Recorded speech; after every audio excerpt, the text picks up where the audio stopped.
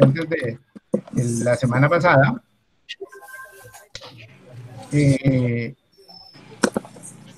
Pues hay muchas inquietudes y mucha expectativa con respecto al tema que nos trajo Marta Sonia, pero queremos como que tengamos una mejor manera de interacción.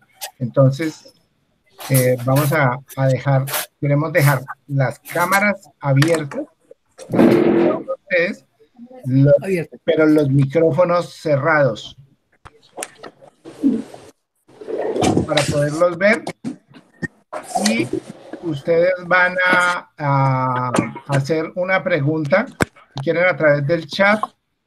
Dicen: yo quiero preguntar, y queremos oír la voz de quien pregunta. O sea, en el momento en que van a preguntar, por favor, abren el micrófono. Tan pronto termina la pregunta, cierra el micrófono. Le damos la palabra a Marta Sonia, y el profesor Ricardo y yo de pronto metemos la cucharada para ayudar pues a que la cuestión sea de pronto más dinámica. Y entonces, el que quiera tener una pregunta,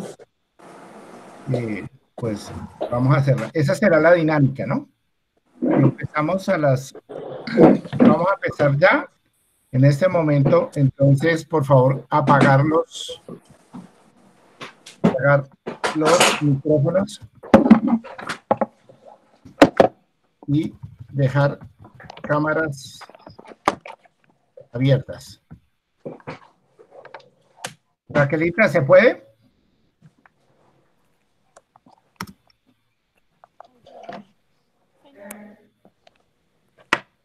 Entonces, le vamos a dar la palabra a Marta Sonia para que nos dé la bienvenida y la introducción. Buenas noches para todos. Vamos a continuar con nuestro tema de la vez pasada, de los programas que tenemos metidos en el cerebro. Y vamos a recordar que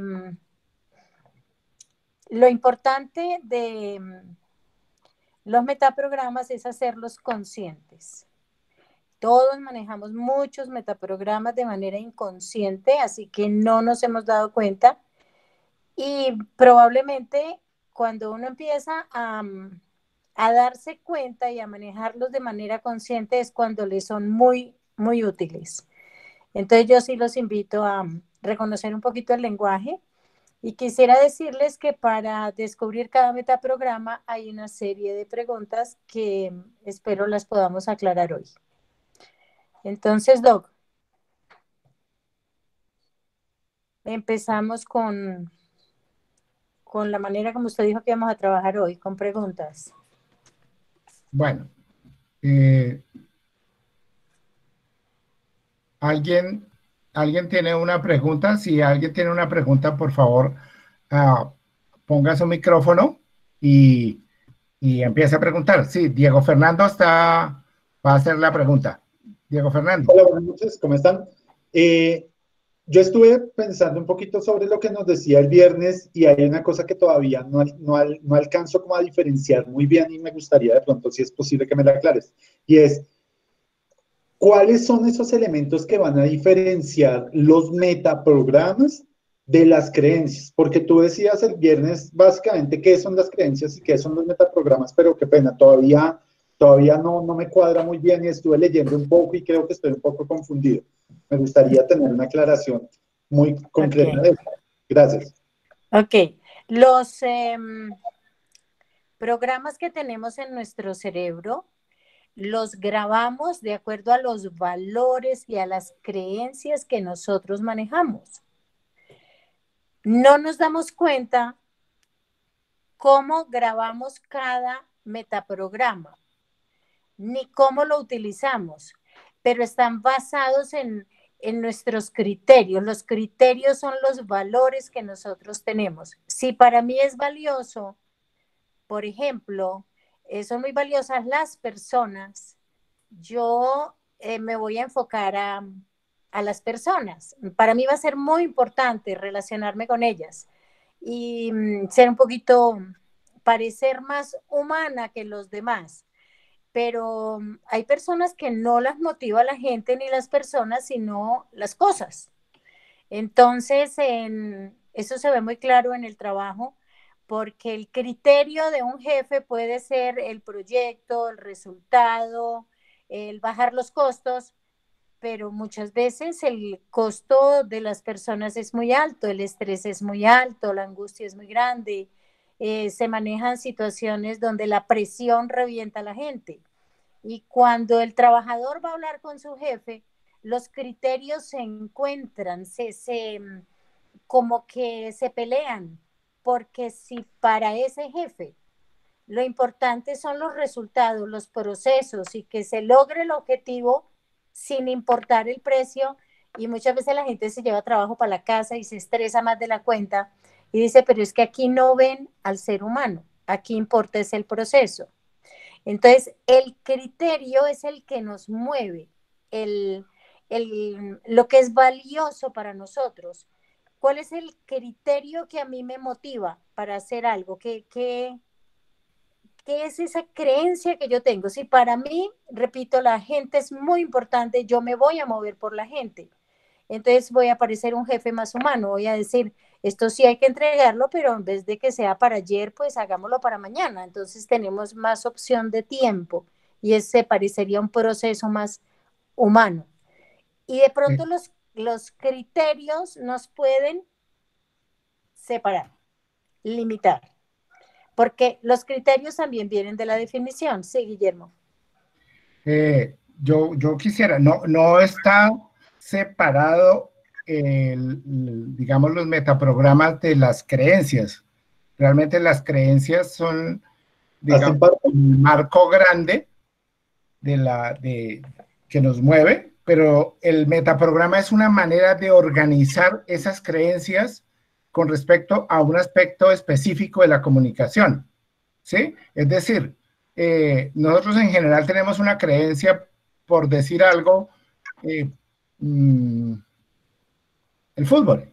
Una persona es muy amiga del fútbol, pero ahí hay una creencia sobre el deporte ¿sí? y sobre la actividad que hace. Esa creencia lo mueve y entonces el metaprograma lo que nos permite es mirar con respecto al deporte cuál es la orientación que la persona tiene con respecto al deporte.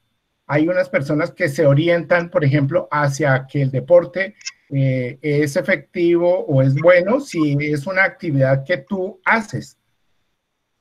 Pero hay otra persona que tiene respecto al deporte otra creencia. Es rico para verlo, pero no para que yo lo haga.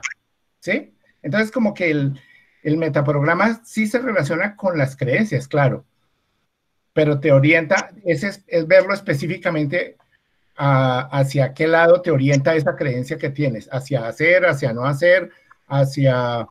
yo creo que es importante lo que yo pienso y así lo hago ver, y así lo hago, o yo creo que para que yo esté seguro de que lo que estoy haciendo, necesito que alguien más me diga que lo estoy haciendo bien.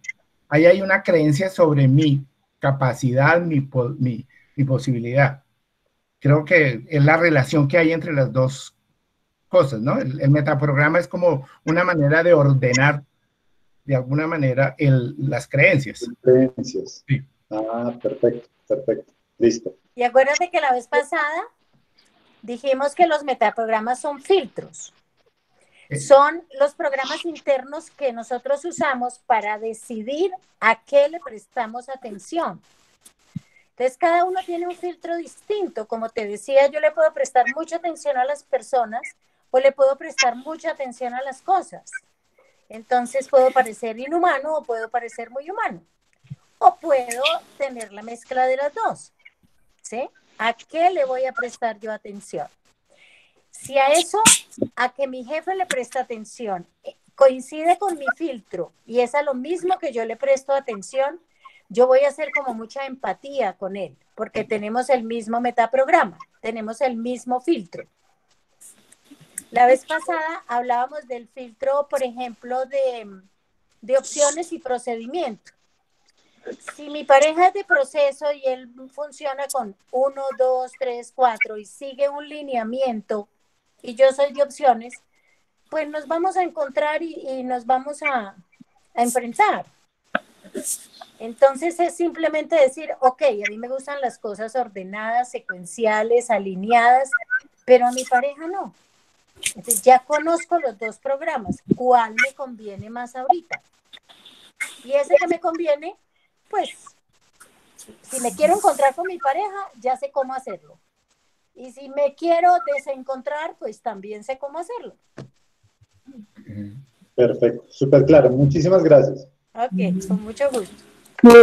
Doctor, yo quiero agregar algo y pues también preguntar. El doctor nos decía en una clase que todo lo de las creencias, que todo lo que uno cree es bueno para la persona, ¿sí? Pero entonces la creencia como de otra manera, como hemos dicho, estoy un poquito como confundida Confundida. si es el mismo criterio, ¿sí? Sí, a ver, la creencia y el metaprograma, básicamente hay un principio de la programación neurolingüística y es que tú todo lo que haces y todo lo que tienes lo tienes porque te sirve, ¿sí? Ah, ya, sí. Así como si tú tienes una camisa, esa camisa la tienes porque te sirve, porque te gusta y te sirve. ¿Y cuánto tiempo la vas a tener? Pues el tiempo que te sirva. La creencia es lo mismo, ¿sí? Finalmente, si mi creencia de pronto, por ejemplo, es una creencia que te impide, que te amarra, es decir, tal vez yo no puedo, yo no soy bueno para matemáticas, ¿sí? Y mejor soy, pero sí soy muy bueno en el área de las ciencias sociales. Esa creencia de yo no soy bueno para matemáticas, aunque parezca, aunque no lo parezca, está haciendo algo contigo, algo bueno, y te está protegiendo de exponerte en una parte donde tú no estás cómoda, donde te sientes débil. Entonces tú definitivamente dices, yo no soy buena para matemática, y esta es tu creencia, ¿sí? Pero la creencia es para que tú te protejas de exponerte a una situación donde, por ejemplo, te exijan habilidades matemáticas. Lo mismo es con los metaprogramas. Pero eso no sería, ¿Cómo? doctor, pero eso no sería eh, como cerrarse porque pues eh, según la programación neurolingüística que de pronto haya leído, es como, sí, entonces, si yo me digo a sí misma, yo no, por ejemplo, yo no soy buena para matemáticas, no lo debería hacer, sino que simplemente decirlo, yo debo aprender matemáticas para que la mente le crea a uno que sí debe aprender y no cerrarse.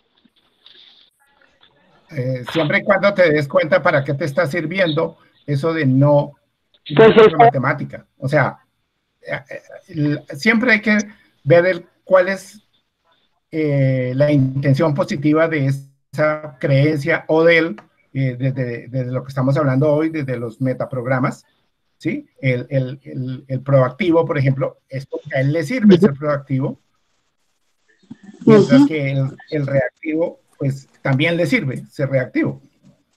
Bueno, Sonia, cuéntanos, ahí qué dices, ¿qué opinas tú? Señor, bueno, lo que pasa es que yo defino la creencia como una información o como una definición. Es una información que yo no he verificado. yo quisiera que esa palabra la tuvieran eternamente presente, porque yo diría que el 99% de las cosas que definimos no son nuestras. Entonces, si mi mamá decía, mire, si estos son los hombres buenos, ¿cómo serán los malos?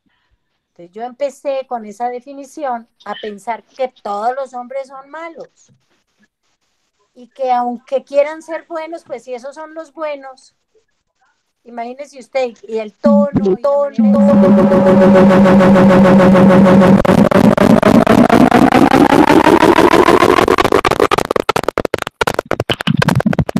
¿Quién está presentando?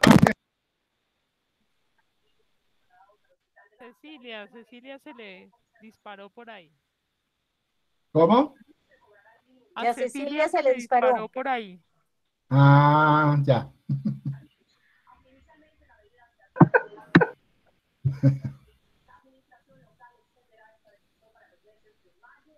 Bueno. Entonces, ¿qué sucede? Que el asunto a resolver para mí es que yo no sé si eso en lo que yo creo fue una información que yo recibí del entorno o es que yo grabé eso. Y yo lo que tengo que hacer es preguntarme, y recuerden siempre la pregunta, ¿esa creencia es mía? ¿Eso me construye? ¿Eso me destruye? Entonces, cuando yo me hago esa pregunta, digo, no, eso es una voz que hay en mi cerebro, pero no es mía. Entonces, cuando yo, por ejemplo, voy a hacer algo y escucho la voz de mi mamá que dice, tenga mucho cuidado. Entonces yo digo, ese tenga mucho cuidado es mío, me limita, me ayuda, me protege.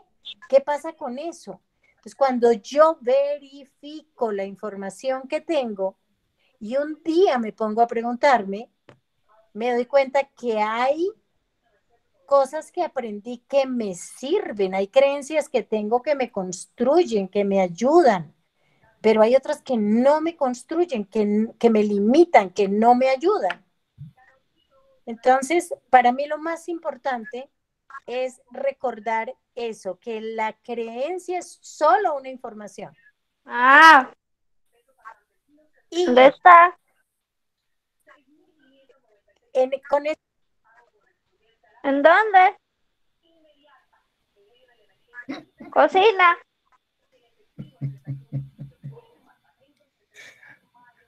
Marta, qué Apagaste a pena Marta Sonia contigo. también. Sí, es que fui a apagar a la otra chica y apagué tu micrófono. Qué pena contigo. ¿Podrías encenderlo, por favor? Qué pena con todos. Marta Sonia. ya. Ya. Entonces, la creencia es una información y esa información es la que me lleva a mí a ver a qué es lo que le voy a prestar atención. O sea, ese fue el programa que se me metió en el cerebro, pero muchas veces eso no es mío. Y yo no sé si eso en lo que yo creo que no lo he revisado y no lo he verificado, a mí me construye, me ayuda. Bueno, muy bien, muy bien.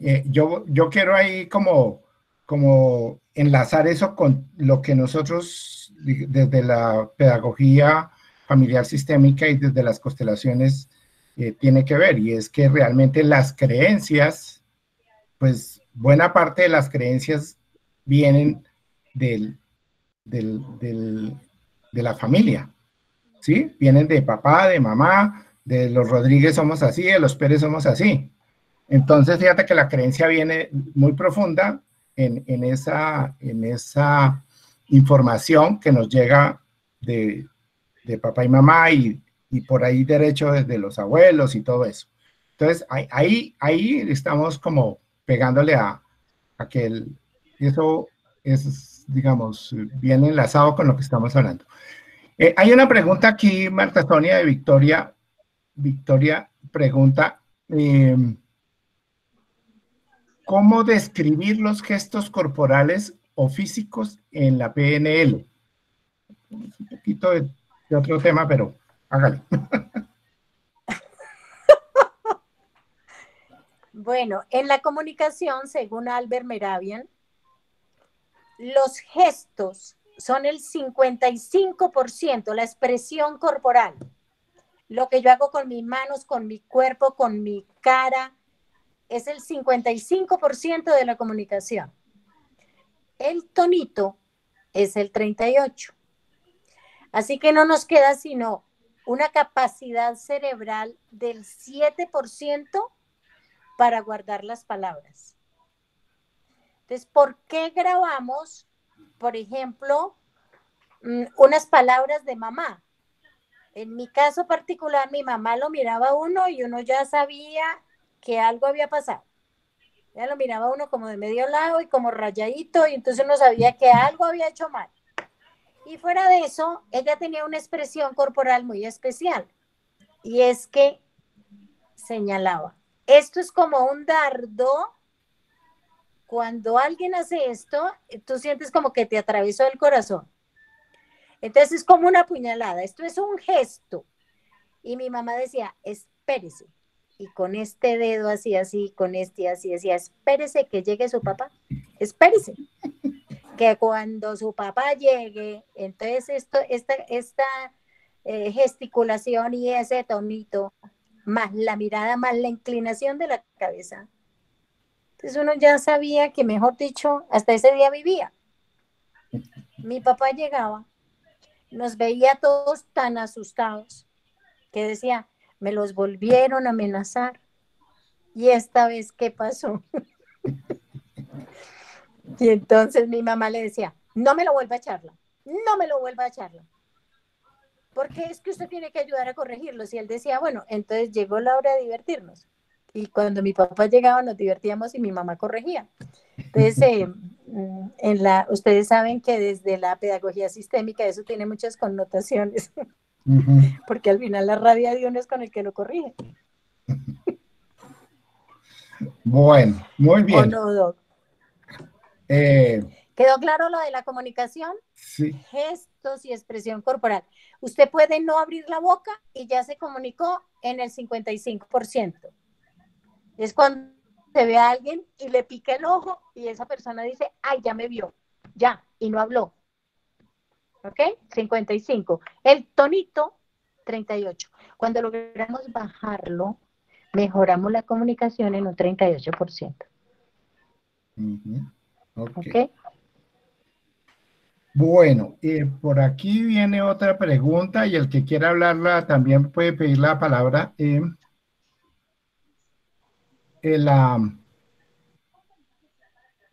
¿Qué papel juegan las aptitudes con P y las actitudes frente a la vida y el conocimiento?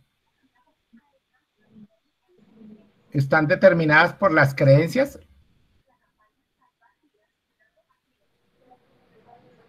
Esa es una muy buena pregunta.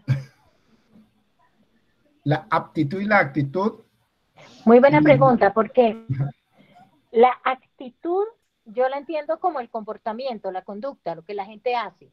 La aptitud yo nunca la voy a poder ver. Yo puedo decir que ustedes están en la reunión, pero yo no sé qué tan contentos están en la reunión. Eso no lo puedo decir porque eso es lo que cada uno está sintiendo adentro con la información que está recibiendo. Es algo que la persona siente adentro.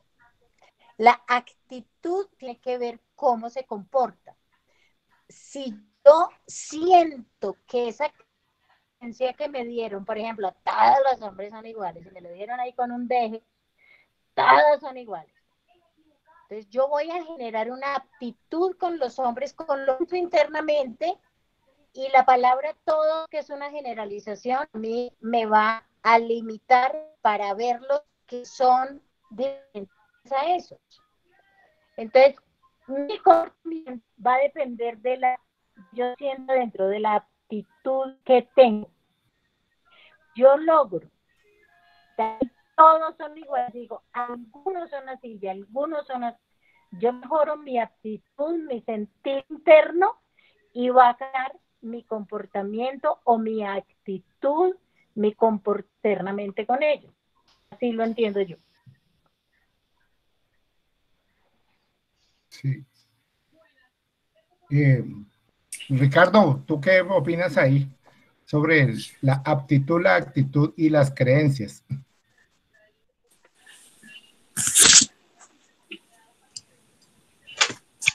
Hola, ¿me escuchan? Sí, te escuchamos. Ok.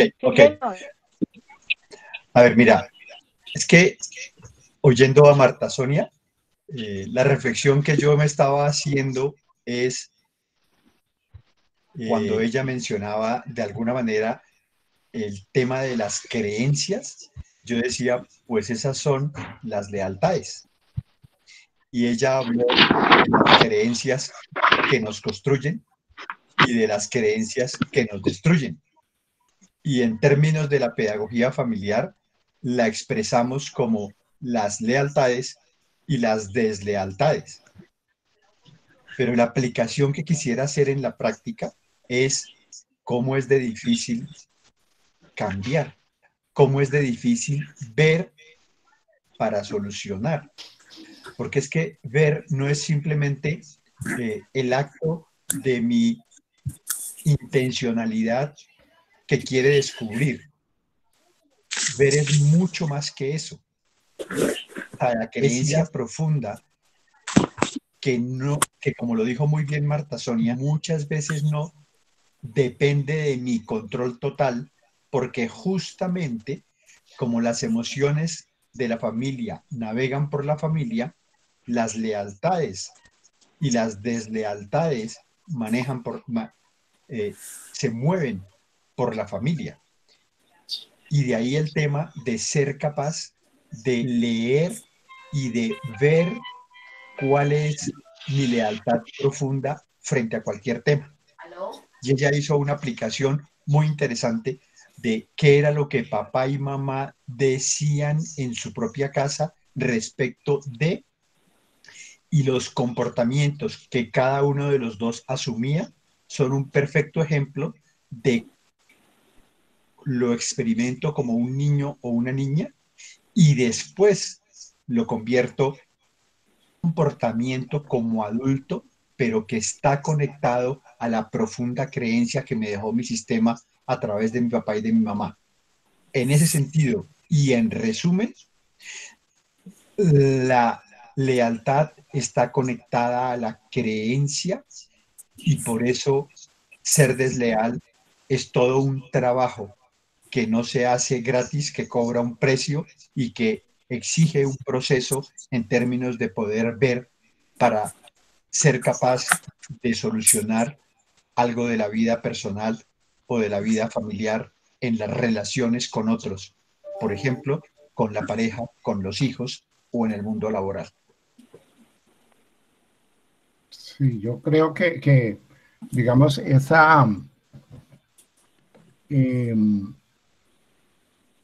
esas creencias, o sea, uno debería como preguntarse y cuestionarse y cómo estoy yo criando a mis hijos, cómo he actuado o cómo hago yo con mis hijos y ver si es, y nos vamos a encontrar con la sorpresita de que estamos repitiendo lo que papá y mamá hacían con nosotros. Ahí pasó no solamente en lo que hacemos, sino en las creencias, es decir, algunos crecimos con la letra con sangre entra y yo así crecimos y a mis hijos le aplico lo mismo, la letra con sangre entra, ¿sí? Algunos crecimos con tú tienes que hacerlo todo perfecto y entonces a mi hijo también le exijo que haga todo perfecto. Entonces esa es. Y me quiero referir un poquito a la pregunta de las aptitudes y las actitudes. Efectivamente también creo que están determinadas, o sea, vienen en el paquete completo de la creencia, porque la creencia, al fin, al cabo, ¿cuál es el asunto de las creencias? Al ser una información no verificada que yo tengo, que doy por cierta, pero lo más importante de la creencia no es eso, lo más importante es que guía y determina lo que yo hago. Es decir, si yo tengo, por ejemplo, una creencia religiosa respetable con todos los que tengamos una creencia religiosa, cualquiera que ella sea, esa creencia me lleva a hacer algo. Es decir, yo por mi creencia religiosa me levanto los domingos temprano y voy a misa. El que cree va a misa, ¿sí? O va al culto. El que no cree, su acción, pues él no va a misa, o sea, no hace algo. Entonces, ahí estoy hablando de la actitud frente a algún aspecto de la vida. La creencia me determina una actitud frente a la vida. Actitud viene de acto, que es lo que hace, lo que yo hago. La aptitud es como el gusto. Yo soy más apto para hablar y soy un buen comunicador. Es una aptitud que yo tengo. Y entonces uno pregunta, la pregunta desde la sistémica es, ¿como quién? O sea, tú eres buen comunicador, eres sociable, ¿como quién? Esa es una aptitud. ¿Y como quién? Y seguramente descubrirá uno, sí, como mi papá, como mi mamá, como etcétera. Bueno. Doctor, quisiera complementar, porque entiendo la aptitud como la capacidad que se tiene para realizar algo. Tendría más que ver como con la habilidad. Y la actitud es la forma como reacciono frente a ciertos actos. ¿De acuerdo? La actitud es la capacidad de. Sí. Y la actitud es cómo reacciono frente a ciertos actos. Ok. Muy bien. Bueno, por aquí hay una pregunta. Y quiero que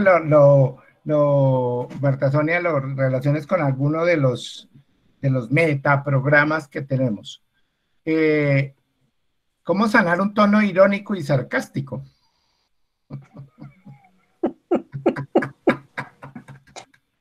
Yo para esto y para que lo grabemos, quisiera decirles que los seres humanos desafortunadamente, desde mi manera de verlo, ese tema yo lo enseño como los 4 venenos que nos inundan. Y yo fui muy consciente del tono sarcástico cuando me aprendí ese tema de los 4 venenos que nos impiden, por ejemplo, una vida de pareja. Entonces, es muy simple. El sarcasmo es el veneno número 3, cuando las personas están 3 veces envenenadas, o sea, haga de cuenta que la pica una cobra. Entonces, la primera vez que la pica la cobra, usted tiene el primer veneno. La segunda vez, entonces ya usted está doblemente envenenado, pero cuando usa el sarcasmo ya es 3 veces envenenado.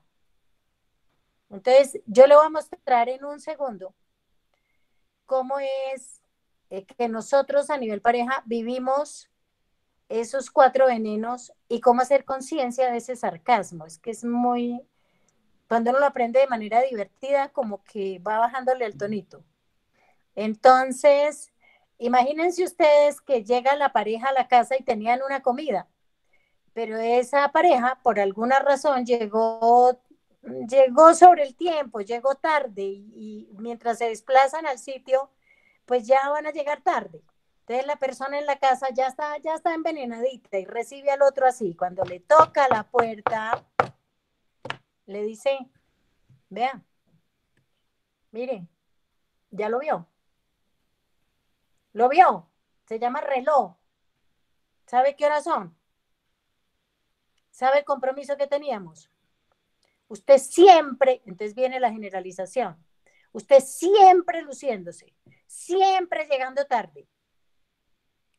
Y empieza a atacar a la pareja con 2, 3 definiciones rapidito, lo envenena en fracción de milésimas de segundo, porque empezó, veneno 1, a juzgar y a criticar.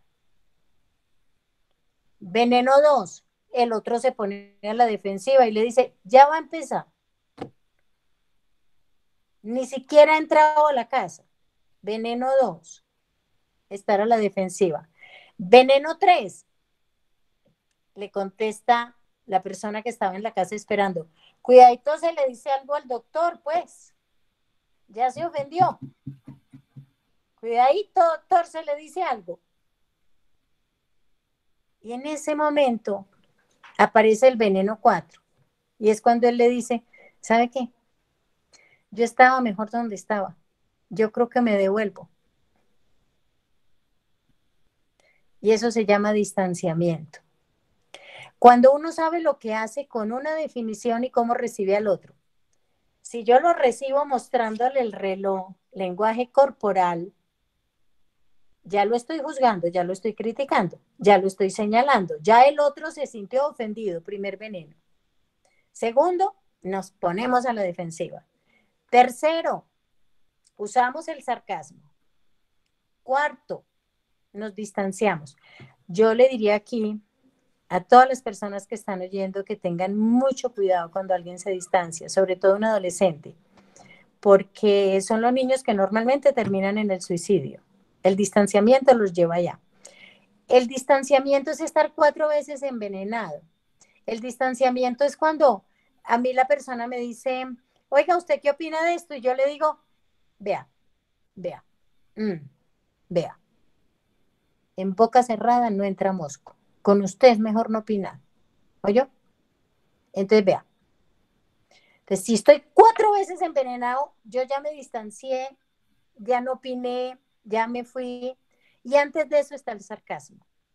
Tengan mucho cuidado con el sarcasmo, porque es como diciéndole al otro, no, pues el que más sabe, el gurú, el doctor, cuidadito le hablo, ahí viene el sábelo todo, el superdotado. Pregúntenle a él es el jefe, él es el que manda.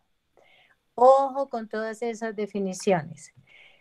Si usted me pregunta cómo hacer conciencia del tercer veneno, del sarcasmo, yo le diría, no hay otro camino para mí que lograr ver, así como en pedagogía sistémica, lo que no vemos no lo podemos cambiar, lograr verlo y parar. Si yo me identifico como una persona sarcástica, digo que yo me dé cuenta y le pido a mi inconsciente que me avise cuando estoy siendo sarcástica. Y cada día me doy más cuenta y cada día le voy bajando al sarcasmo. Yo no veo otra manera. Darse cuenta es la solución para mí. Okay. Bueno, una cosita ahí sobre el sarcasmo, y el sarcasmo es una de las expresiones de la rabia, ¿no? Pero acordémonos que la rabia es la máscara de el miedo y el dolor. Es decir, ahí aparece todo. Pero yo quiero señalar algo que tú has venido insistiendo con una palabrita que no sé si todos la tengamos clara. Y la palabrita es definición. Definir al otro es hablarle al otro, es decirle, oiga, pues el doctor, ya lo definí como doctor, pero es que el pobre no hizo ni primaria. Eso es sarcasmo. Eso es ofensa. Eso es maltrato. Sí. Entonces, lo definí como el otro no está esperando. La definición, el decirle al otro, pero como es de bruto. La definición me limita, me limita. Si yo meto al otro en la brutalidad, por inteligente que sea esa criatura, niño o adulto, va a terminar creyéndoselo si yo soy una figura de autoridad. Dice, pues si mi papá me dijo bruto toda la vida.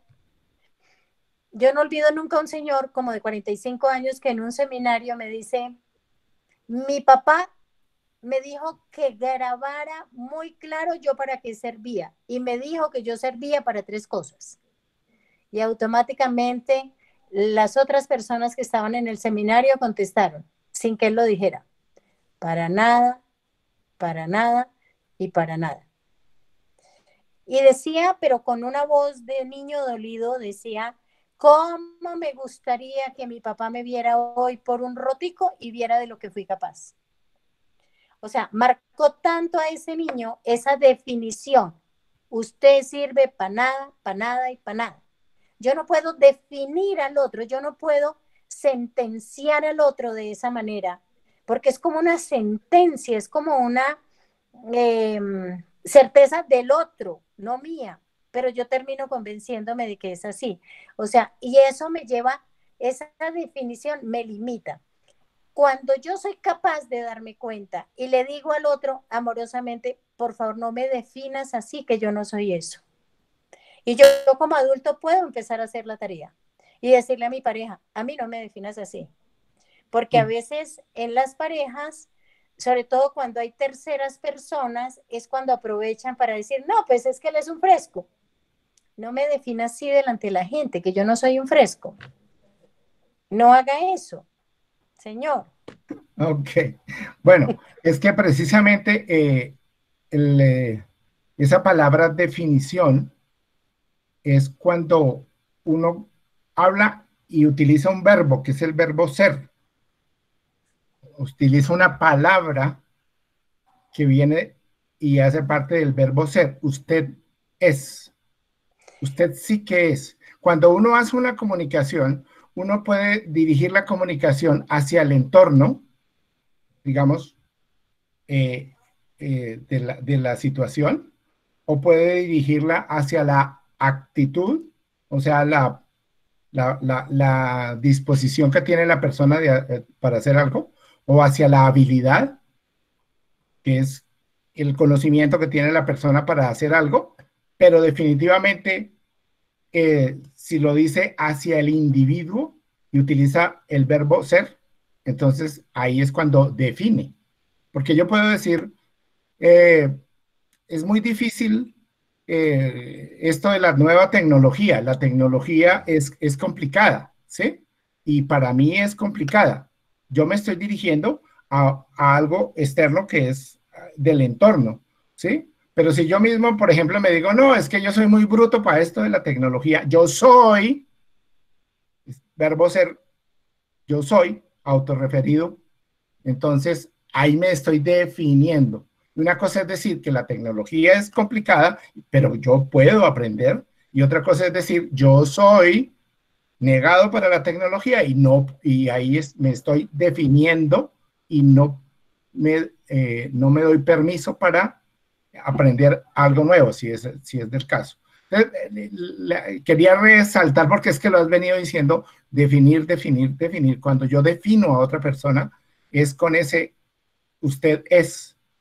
Y a veces, aprendido aquí de Marta Sonia, preguntémonos cuando éramos pequeños, ¿cómo nos decían? ¿Usted sí que es? Y podemos escribir, ¿usted sí que es? Y cómo nos definíamos o nos definían. Y ya lo aprendimos tanto que nos definimos nosotros. Yo quiero solamente decir algo.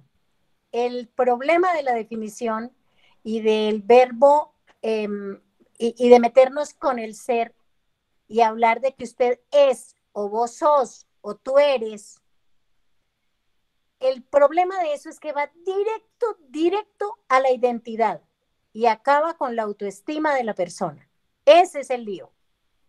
Una definición va derechito a la identidad y normalmente, lamentablemente, no definimos al otro con cosas lindas. Yo siempre le digo a la gente, antes de hablar, piénselo y diga algo más lindo que el silencio. Si usa la palabra es, que sea para elevar al otro. Usted es capaz, usted es armonioso, usted es una persona creativa. Ahora, venga, esto que hay que hacer lo podemos corregir. Entonces yo me meto con lo que hay que hacer. Y digo, esto lo podemos corregir, pero cada que yo defina a alguien, cada que yo use la palabra es, eres o sos, voy directo a la identidad. Yo, de verdad, que les pediría el favor de que cuando sean conscientes de usar ese verbo, lo hagan con algo que valga la pena, que engrandezca al otro. Ok, y ahora lo enlazo, Ricardo me dirá, lo enlazo con nuestro plan de la pedagogía familiar sistémica. Cuando yo utilizo la palabra o el verbo ser, yo doy el lugar e incluyo. Y si lo hago bien, equilibro. Ricardo, ¿nos ayudas? Sí, Guillo, pero es así de simple. Por eso muchas veces repetimos que en las interacciones con quienes están alrededor nuestro o hacen parte del sistema familiar, una de las premisas y uno de los principios que manejamos es el tema de no juzgar. Equilibrio tiene que ver con no soy mejor que tú, no eres mejor que yo. Por eso que acabas de decir conecta muy bien con lo que ha venido presentando Marta Sonia, pero es efectivamente eso, es darse permiso de revisar como la creencia y justo esa que me duele, justo esa que me hace juzgar, que me hace ponerme a la defensiva, que me hace ser sarcástico y que me hace distanciarme. Eso justamente es lo que nos separa de estar en orden, de tener un lugar, de restaurar relaciones y de incluir e incluirnos en las relaciones del sistema. Bueno, totalmente de acuerdo. Una pregunta de Nelly Cristina. Dice, en la comunicación, ¿qué papel juega el silencio? Es decir, cuando alguien supone algo, pero no pregunta, no explicita, y da por hecho algo que la otra persona ni había pensado. Justifica su silencio por el miedo a que se moleste. Bueno, esa es la intención positiva del silencio ahí. Bueno, entonces el papel del silencio.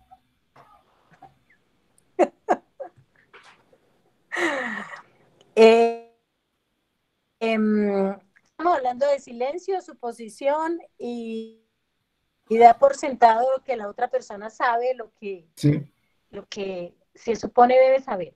Ese que doy por sentado que la persona sabe se llama lectura mental.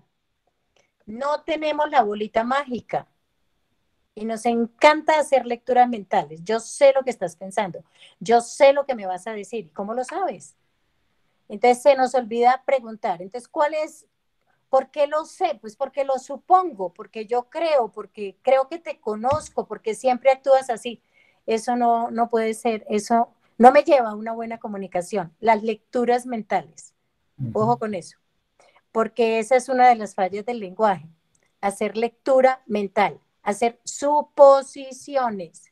El papel del silencio, yo en ese caso de la suposición y la lectura mental, y mejor me callo para no ofenderte, yo digo que el silencio es como cierta rabiecita ahí expresada, que mejor ni hablo, porque es que estás suponiendo y haces lecturas mentales y no me preguntas si me estás maltratando, entonces me quedo calladito.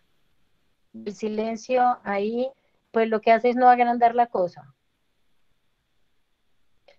Es mejor, en vez de hacer lecturas mentales y hacer suposiciones, hacer preguntas. Yo los invito a hacer preguntas. Y así el silencio se acaba y la rabiecita y el otro se puede expresar.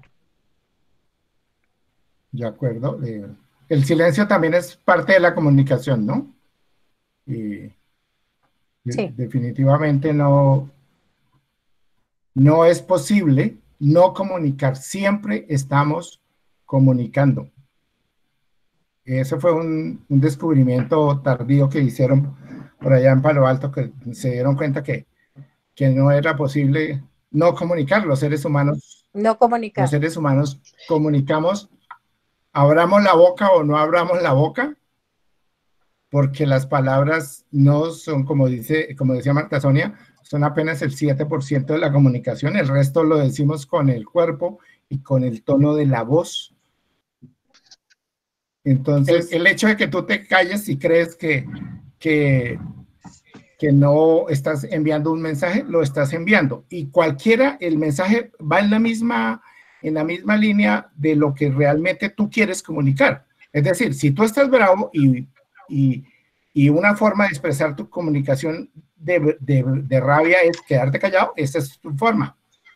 Pero si tú estás enamorado y ves a tu amada apenas la ves, ¡pum!, te quedas callado, pero se ve que estás enamorado. Dice, sí, no hay tu tía. ¿Sí? Ok, Pero hay momentos en que el silencio también es una manera de excluir. Claro, y además ¿de el acuerdo? silencio, Muy bien. y el silencio hace parte del cuarto veneno, que es el distanciamiento. La persona, distanciarse es ni opinar siquiera, o sea, no hay que irse. Me voy, me meto dentro de mí, me distancio del otro, porque es que ya estoy 4 veces envenenado. Recuerden que el distanciamiento es cuando ya me cansé de que me juzgaran y me criticaran, de estar a la defensiva, de usar el sarcasmo y no me queda más alternativa que distanciarme. Ojo con eso. ¿Yo puedo acercarme a decir algo del silencio? Claro. Sí, Sí, es que una de las miradas del silencio que a mí particularmente me impacta mucho tiene que ver con que el silencio hace parte del equilibrio en términos de dar y recibir. El silencio tiene una función constructiva muy importante cuando tú me escuchas porque estoy hablando, pero cuando yo te escucho porque tú estás hablando. En ese sentido, el silencio siempre es una invitación que tiene que ver como con la dinámica humana.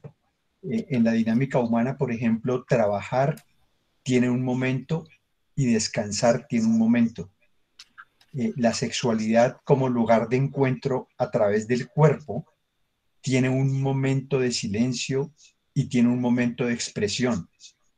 Es decir, en el ciclo natural de lo humano hay momentos de silencio y hay momentos de expresión. De hecho, para mí hay una cosa que es muy importante en términos de lo que hacemos al facilitar una experiencia de consulta, por ejemplo, en lo que se denomina el silencio terapéutico, y es como esa capacidad de respeto profundo. Alguien en este momento estaba hablando de que el silencio es una forma de exclusión y, por supuesto, todos experimentamos, todos sabemos y todos lo hemos utilizado. Pero hay una mirada del silencio que es terapéutica en el sentido en que yo con mi silencio te doy permiso de hacer tu proceso. Pero eso no es posible si yo no he hecho el proceso en mi propio silencio. Y por eso para mí el silencio sí es fundamental. Yo siempre pienso que somos una cultura donde hay demasiado ruido y hay que empezar a apagar tanto ruido, porque la única manera de interiorizar para cambiar tiene que ver con el silencio. Eh, la gran aspiración que uno tiene, por ejemplo, de la pandemia que estamos viviendo, es que una vez que pase, lo humano como especie se dé permiso de hacerlo distinto. Y eso tiene que ver con la capacidad de hacer silencio para interiorizar y ahora cómo lo voy a hacer. Y en ese sentido, el silencio es un espacio de encuentro que siempre está por construir, no solo en la relación terapéutica, sino en la relación de pareja y en la relación con los hijos. Cuando Marta Sonia decía, mi mamá nos miraba, yo tendría que decir que mi papá no hablaba, solo nos miraba y también ya sabíamos. Entonces el silencio es como una oportunidad de cercanía o de lejanía, de inclusión o de exclusión, pero hace parte de lo humano al dar y al recibir. Muy bien, Ricardo, muchas gracias. Muy, muy bonita eso que nos acabas de decir. así es. Muchas gracias. Estoy de acuerdo. Yo quisiera decir otra cosa. Desde la programación neurolingüística, si yo quiero comunicarle al otro y realmente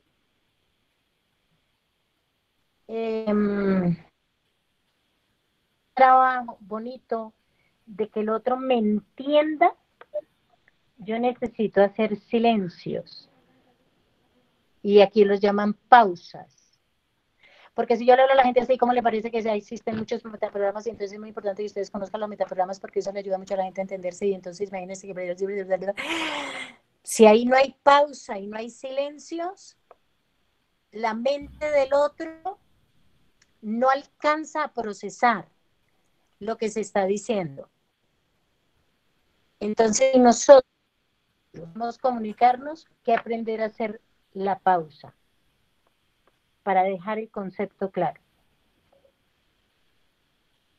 Ok, muchas gracias. ¿Podría agregar algo? Sí. Sí, señor. Y es que me haces pensar, Marta Sonia, en que el silencio es un requisito humano para enamorarse, por ejemplo. Es decir, enamorarse tiene que ver con descubrir a alguien, vamos a decirlo pedagógicamente, por fin encontrar a la mamá que estaba buscando. Detrás de esa afirmación hay toda una actitud de silencio para contemplar. Y en ese sentido me gustaría hacer como la conexión de mamá que amamanta a un bebé. Muchas veces la experiencia de encuentro es sin palabras, justo porque se contempla, por ejemplo, al bebé en el silencio. Pero el bebé se comunica de una manera increíble desde su silencio al estar conectado con mamá.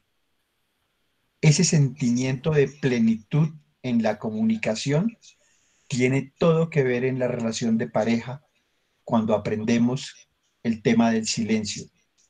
Mejorar la calidad de comunicación en pareja es un tema que trasciende mucho más el cuento de no leerte el pensamiento, de no adelantarme a lo que quieres decir porque te conozco, y que va y apunta mucho más a un escenario donde desde el respeto tú siempre eres una novedad para mí.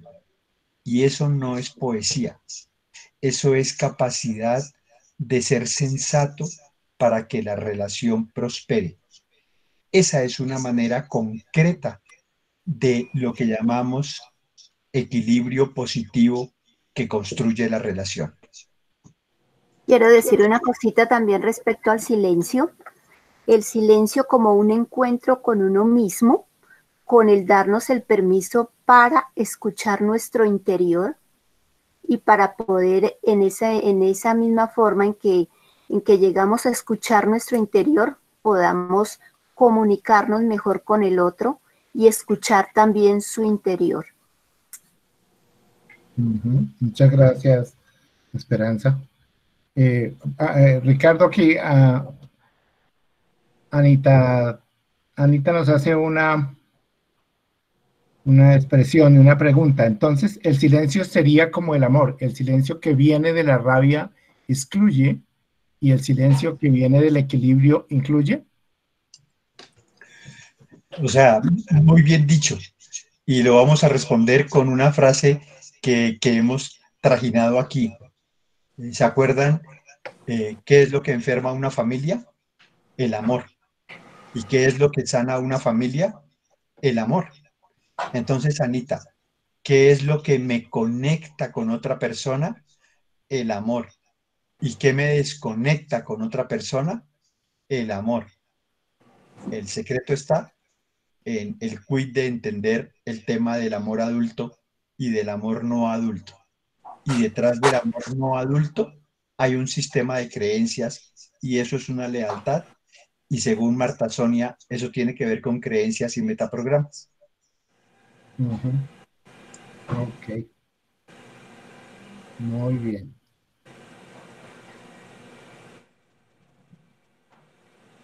Marta Sonia. Señor. Entonces, retomando el tema de metaprogramas.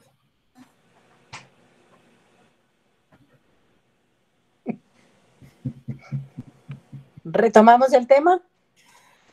Sí, porque digamos que de alguna manera pues hemos dado espacios para otras preguntas que giran alrededor, pero digamos que que nos podríamos como reubicar en cuanto a cómo están actuando, por ejemplo, los metaprogramas ahí en esas formas. Por ejemplo, ¿qué metaprograma se permite dar espacio al silencio y qué metaprograma daría espacio a yo soy el que tengo que hablar y no darse espacio para hablar, para el silencio? Bueno, podría ser el metaprograma que se refiere a las personas que actúan como ellas mismas, o sea, personas que no muestran muchas emociones, aunque sí tienen sentimientos, pero se convencen únicamente con el contenido, o sea, son demasiado internas y no expresan nada, son las personas que se quedan como un palo, sin ninguna manifestación corporal. Frente al otro metaprograma, que son las personas que están pendientes de otros. Cuando uno está pendiente de otro, dice, usted sí me entendió, pero venga, cuénteme, y se le acerca, y lo manotea, y le habla, y cuando yo estoy pendiente de otro, yo me baso todo en la respuesta que el otro me da, y digo, estoy como dándome cuenta que se quedó elevado, que miró para otro lado, estoy tan pendiente de afuera que yo no tengo ningún silencio en mí. Yo diría que el metaprograma podría ser uno mismo u otros, así se llama el metaprograma. Cuando soy yo y me interesa es como el contenido de lo que estoy pensando, pero no me interesa nada de los demás. Ok, o sea, como el metaprograma sería como, voy a decirlo así, volcado hacia mí mismo o volcado hacia los otros. O hacia otros, sí. Sí. Okay. Y eso también tiene su lenguaje. El que es hacia él mismo, el que dirige la atención propia. Espérate, a ver yo qué tengo aquí de lenguaje. Se enfoca en el contenido, corteja sus criterios, todo lo que lo lleva a sus creencias, a sus valores, y tiene un método de convencimiento propio, no necesita la opinión de nadie. Y el que tiene el metaprograma de otros está influenciado por la profundidad del rapport. Esa es una palabra en programación neurolingüística que yo me imagino que la has explicado mucho. Rapport, mimetismo o sintonía. Sí. Entonces, cuando yo veo si el otro me está prestando atención y tiene mis mismas expresiones corporales y yo empaté con él inconscientemente o no empaté. Porque el rapport es hacer ese mimetismo y crear esa sintonía a nivel inconsciente. Entonces, el que tiene el metaprograma de otros está muy pendiente del rapport, igual a los gestos del otro, se sienta como el otro, habla como el otro, se mueve como el otro, parpadea como el otro. ¿Sí? Porque eso es lo que le da la retroalimentación. Entonces yo diría que hay más silencio en el propio, cuando uno se convence por uno mismo. Sí, ok. Bueno, aquí hay una de Celia del Rocío. Dice, es como una frase de los grupos, o sea, ¿cómo se dice? Un dicho, es, soy dueño de lo que callo y esclavo de lo que digo. Ese es un dicho popular, sí. Yo soy dueño de lo que callo y ese silencio me sirve y yo soy esclavo de lo que digo porque la puedo embarrar. Ok. Muy buena metáfora. Ok. Bueno, Ricardo nos recuerda en eso que hablas del rapport,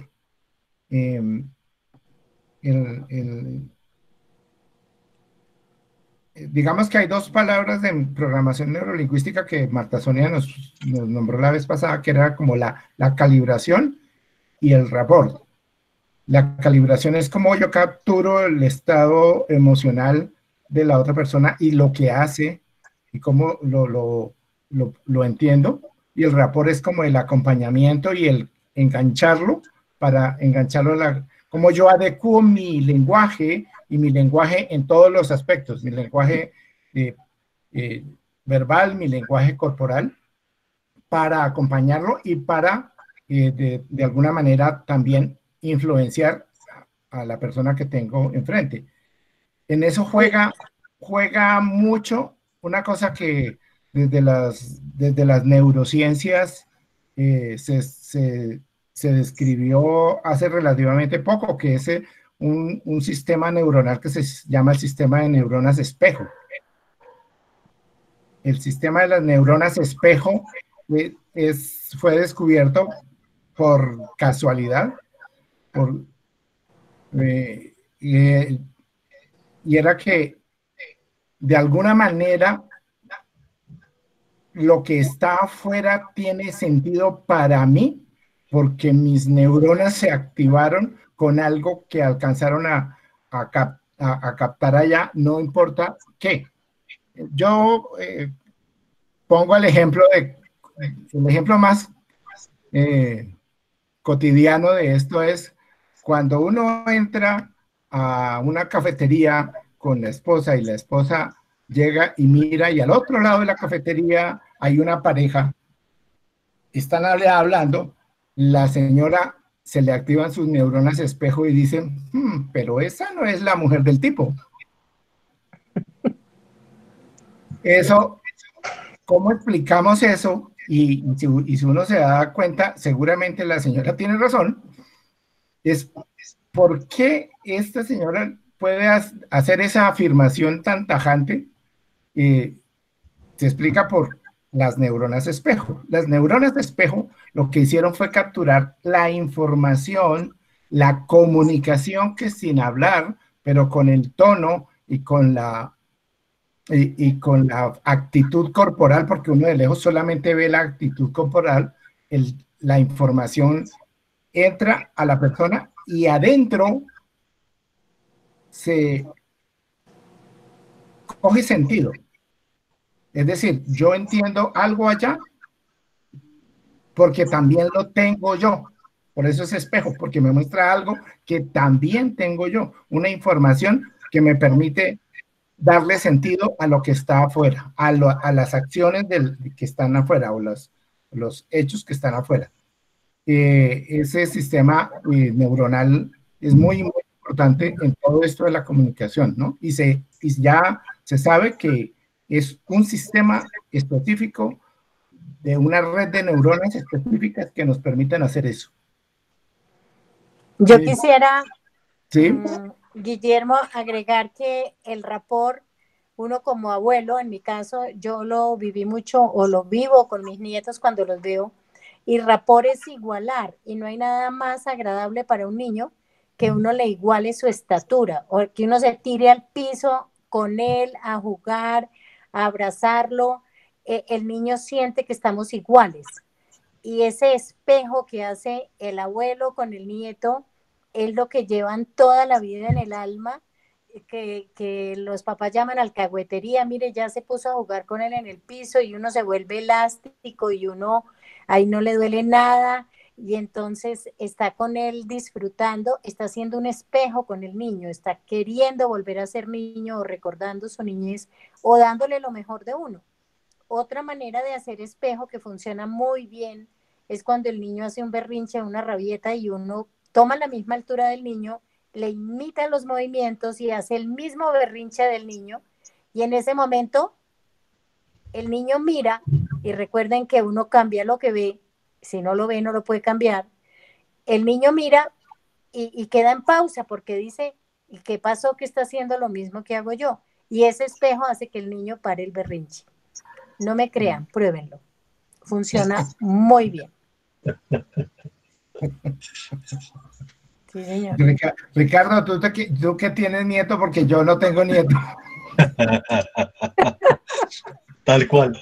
Está hacerlo perfecto. sobre todo en un centro comercial. Sí, pero Esa es la perfecto. mejor explicación de rapport. Sí, Pues sí. para lo que a mí me ha servido. El rapport, el mimetismo, la sintonía o el espejo con el niño. Ese es el espejo. Sí, o sea, está perfecto el ejemplo y solo quisiera agregar a ver, incluso lo planteo por si y aporta algo, y es que las neuronas espejo son como el ejemplo perfecto que acaba de poner Marta Sonia, pero neurona espejo es también la otra situación extrema.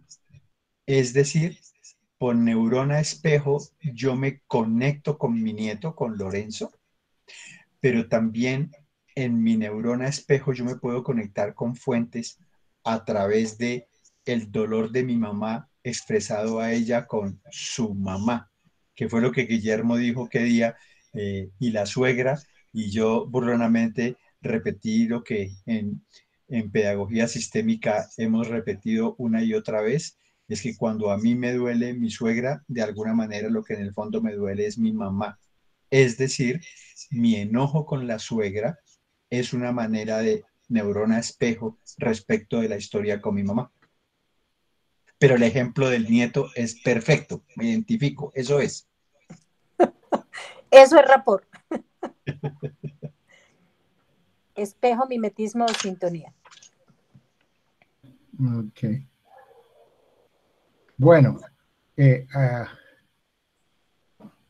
bueno, aquí hay otro aporte para las neuronas espejo, Ricardo, muy interesante. Dice, el que las hace se las imagina. Válido, tal cual. Sí, señor. De eso se trata.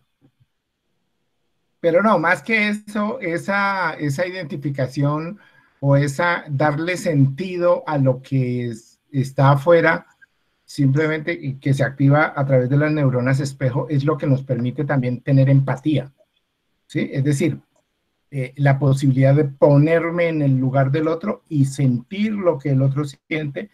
Y claro, lo hemos dicho con situaciones, digamos, un poquito cómicas, pero es esa posibilidad que tengo yo de entender el dolor del otro, o la alegría del otro, o la esperanza del otro, el amor del otro, ¿sí? O el miedo, y sin que me diga nada, con silencio. Solamente eso es lo que hacen las neuronas espejo. Muy bien. Bueno, muy bien. Aquí alguien dice, Isabel Cristina, por eso es tan valioso aquello de a mí me pasó lo mismo. Lo decíamos en alguna ocasión, ¿no? Es que no hay nada que tranquilice más a un niño cuando está en una situación de dilema del niño, de angustia del niño, del miedo, que el papá o la mamá le digan, a mí me pasó lo mismo. Y se tranquiliza. Entonces, como en lugar de pelear con el niño. Bueno. ¿Qué otra pregunta? ¿Alguien quiere participar, aportarnos, decir? Tenemos espacio. Yo quisiera aportar algo y es lo siguiente. A veces con respecto a los niños y a las pataletas, ¿cómo funciona el silencio? Y es de la manera y personalmente a mí me funcionó.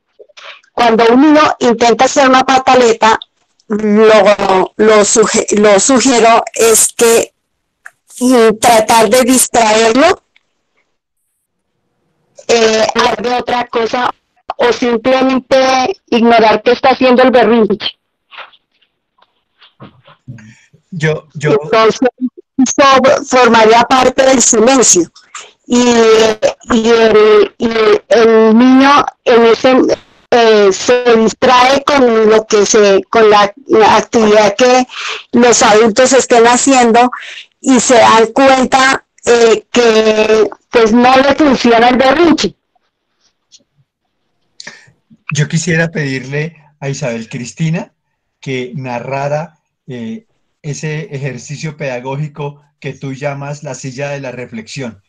A ver si ayuda a la pregunta o a la inquietud que nos está transmitiendo María de la O.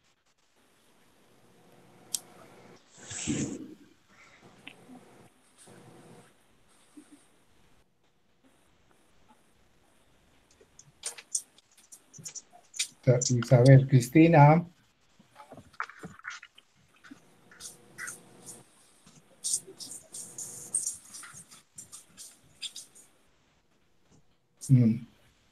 Isabel Cristina, ¿estás ahí? ¿Eres de la Fundación de la Cruz, Ricardo? Sí, seguramente. Está con... No, Isabel Cristina. Bueno, mientras... ¿Por qué no nos dices de qué se trata el ejercicio de la, ¿qué? ¿De la silla? Sí, es que Isabel Cristina me hizo me hizo evocar cuando María de la O estaba haciendo ese comentario, me acordé de Isabel Cristina. Es que ahí está diciendo...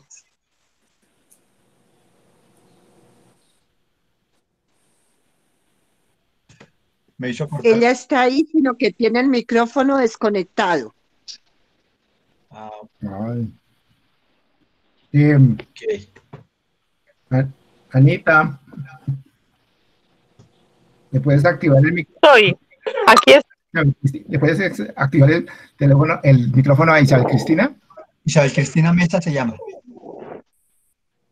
Pues voy a revisarles de aquí, pero ella es la que puede activar y desactivar su micro. Ah, bueno. No, entonces. Listo. Bien. Demos un paso adelante, Guillo. Sí, listo. Dale, después hablamos. Bueno, aquí para Marta Sonia. Señor. Anita Guerrero dice, ¿cómo lograr un cambio en los metaprogramas? Solamente con la voluntad de hacerlo no es fácil.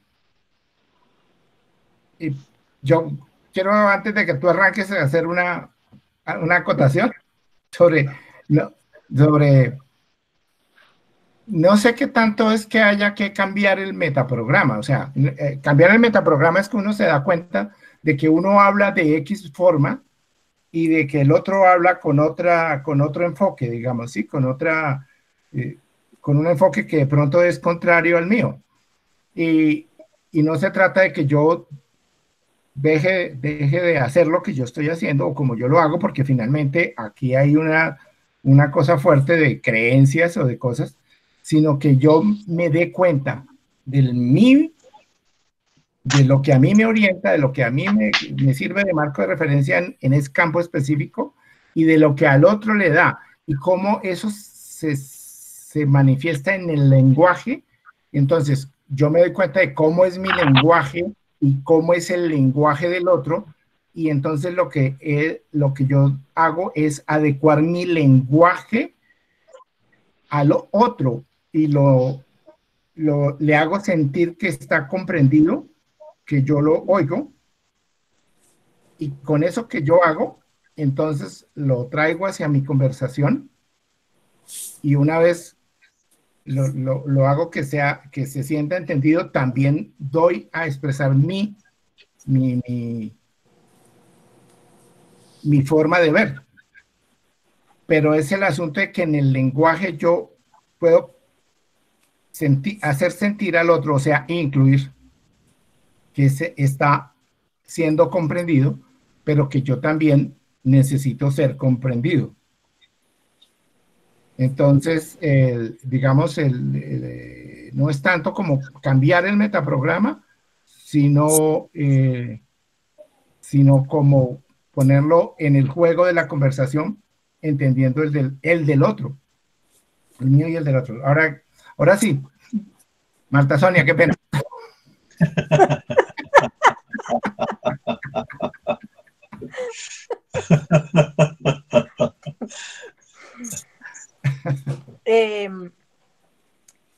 Para manejar el lenguaje y para conocer los metaprogramas y para identificar nuestro lenguaje y pensar en un cambio, tenemos la vida entera. Esto es un trabajo de todos los días.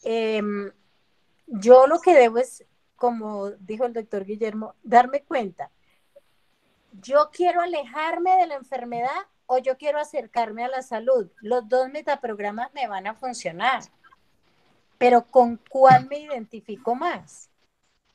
Entonces, ¿qué lenguaje uso? Yo por eso les decía la vez pasada, escriban las palabras de cada metaprograma para que vayan identificando si ustedes usan esas palabras. Entonces, yo quiero evitar enfermarme. Evitar, me está diciendo que yo tengo un programa de alejarme de la enfermedad. Yo quiero evitar enfermarme, por eso yo voy a hacer tal cosa. O yo quiero ser saludable. Cuando yo me meto con mi identidad, ese programa es más fuerte. Yo quiero ser, acuérdense del verbo ser o estar. Yo quiero ser saludable. Entonces, ¿qué hacen esos metaprogramas conmigo? Simplemente recuerden que son un filtro en mi cerebro que me llevan a tomar precauciones para no enfermarme o me llevan a comer saludable para tener salud, por ejemplo. Entonces, yo me alejo, me acerco, al final voy a conseguir el resultado, pero desde dos enfoques distintos. ¿Sí? Ok. Bueno, creo que esta preguntita pega con eso que estás diciendo, y es, como los metaprogramas son inconscientes, ¿cuál es la forma de evidenciarlos? Entonces creo que tiene que ver con las palabras que tú has nombrado. Hacerlo consciente y conocer el lenguaje. Yo primero necesito recibir una información. ¿Cuál es? Eso existe. Tenemos filtros distintos. Entonces, yo tengo mi filtro, mi pareja tiene su filtro, y eso puede hacer que nos choquemos y nos encontremos. Entonces, cuando yo conozco el filtro del otro, digo, ah, bueno, él tiene este filtro, yo tengo este otro. Por ejemplo, volvemos a lo mismo. Si yo soy de procedimiento y soy primero, segundo, tercero, soy cuadriculado, lineal, voy un paso detrás del otro y el otro es de opciones, en vez de que yo me moleste porque me da 1000 opciones, digo, ahora me va a dar un abanico completo de posibilidades de si el café con leche, sin leche, con galleta, sin galleta, con esto, con lo otro. Le digo, mira, antes de que me des ninguna posibilidad, lo único que quiero es un café y negro, punto. Y entonces el otro ya sabe que yo le identifiqué su metaprograma y que podemos convivir poniéndonos de acuerdo. Es simplemente querer darme cuenta y qué me va a mí a detonar un metaprograma, algo que me molesta. Y es que las personas que me rodean no tienen el filtro que yo tengo. Entonces, eso que me molestó me hace pensar en que tengo que hacerme una pregunta. ¿Por qué me molesté? ¿Cuál es el filtro que yo estoy manejando? Eso es darse cuenta. Yo me doy cuenta cuando me hago la pregunta. Si yo no me hago la pregunta, yo nunca me voy a dar cuenta. Entonces van a seguir siendo inconscientes los metaprogramas. Y voy a seguir estrellándome con todo el mundo. Entonces tengo que preguntarme. Pero me parece muy valioso eso que estás diciendo de que lo que me alerta de que tengo problemas de comunicación es que cuando oigo al otro hay algo que me molesta, y entonces yo, en vez de responder inmediatamente a eso que me molesta, sino que digo, oye, ¿qué es lo que me molesta? ¿Qué es? O sea, y como preguntarse uno entonces, ¿qué me guía a mí y qué guía al otro? Exacto.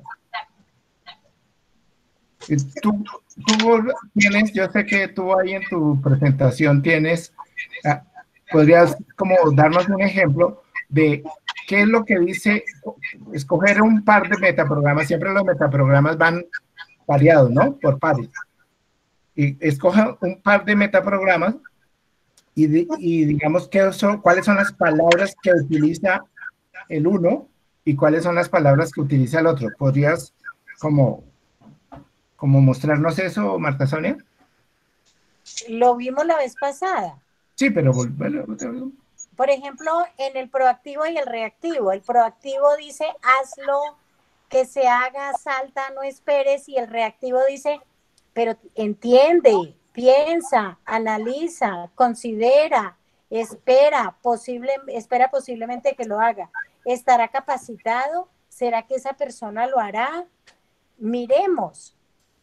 Entonces siempre está como esperando que sea el otro el que lo hace. El reactivo siempre está pensando, siempre está dándose más cuenta que el proactivo. El proactivo a veces se lanza con tal rapidez que tiene que repetir el proceso o reconocer que le faltó mirar algún paso. ¿Sí? Entonces, ese tipo de lenguaje, hazlo, salta, que se haga, no esperes, hazlo ya, muévete, como le decía la mamá a uno, haga algo, que así sentado, muévase. Las mamás son muy proactivas y uno es un poquito reactivo, uno quisiera hacer otras cosas cuando está bajo la tutela de la mamá, por ejemplo. Y cuando uno es mamá se vuelve muy proactivo y ve cómo son de reactivos los hijos. Ajá. A mí me pasó lo mismo. A mí me pasó lo mismo, sí, señor. Ok, nos piden aquí, ya son las 9:26, nos piden aquí hablar un poquito de la palabra no. Sí. El lenguaje de la palabra no. La palabra no, inicialmente lo que nosotros nos explicaron en programación neurolingüística es que el cerebro no la lee en programación, pero luego nos dieron una explicación que a mí me gustó más y es que la palabra no te invita a pensar en lo que te dicen que no. Por ejemplo, si yo te digo no pienses en un elefante gris con una boinita rosada, inmediatamente, ¿qué imagen viene a la mente? El elefante gris con la boinita rosada, pero yo dije que no. Entonces, el no me invita a pensar en eso. Si una mamá le dice al niño, no corra, el niño entiende corra. Vea, es que eso no se puede hacer. El niño capta, eso se puede hacer. Eso es lo que pasa con la palabra no. Entonces, la sugerencia es que en vez de decirle a un niño no, se le diga ni se te ocurra. La palabra ni sí la entiende mejor el cerebro. O deja de hacer eso. Y es más efectivo, deja o ni se te ocurra que decirle no. Ese es el lío con el no en programación neurolingüística. Que si yo le digo, tú ya no eres desobediente, ya no, el niño entiende, eres desobediente. Recuerden lo del ejemplo de no piense en un elefante gris con una boinita rosada, para que recuerde que el no invita al cerebro a pensar en lo que usted le dijo. Creo que es porque realmente tampoco hay una imagen de no. Las imágenes todas son en positivo. Exactamente. Eso me hace acordar del cuento de un niño que entra al colegio y llega a la casa y le dice a la mamá, bueno, tu primer día de colegio, ¿qué aprendiste hoy? Dice que no me llamo no. Hoy aprendí que tengo un nombre. Así que en su casa escuchaba más de un no. Ok. Listo, son las 9:29. Ricardo, ¿quieres ayudarnos para el cierre? No.